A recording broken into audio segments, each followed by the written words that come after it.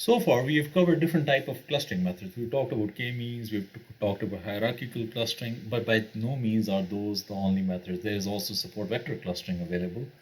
We're not going to go into the detail of each one of these other types of clustering methods, but it's really important to understand that there are other types of clustering methods available. So for example, this support vector clustering method is an explicit SRM formulation which has a loss function, and loss actually is. Okay, and then we have a regularization term over here as well. Okay, but the general idea is even clustering methods can be reduced into this SRM principle, and these can be kernelized as well. There are a bunch of really cool clustering methods available in sklearn.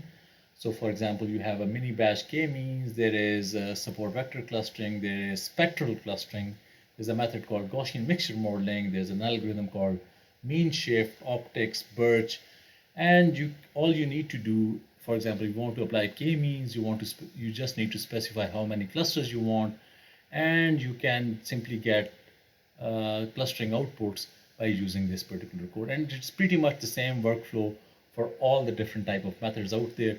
I really welcome you to explore these different type of methods and their implementations that are given over here. Each one of these methods has a different bunch of parameters. So for example, for the k-means method, you need to specify the number of clusters. For agglomerative clustering, you need to specify the distance and the linkage. And each one of them have a bunch of good things in terms of scalability, where they should be applied, and what is the primary idea that they are based on. Clustering by itself is a very interesting topic in data mining and probably requires can be a course within itself. But there are so many different algorithms, we'll never be able to cover each one of them in any sufficient detail. But what I want you to do is to at least try some of these clustering methods by yourself on a bunch of these different problems.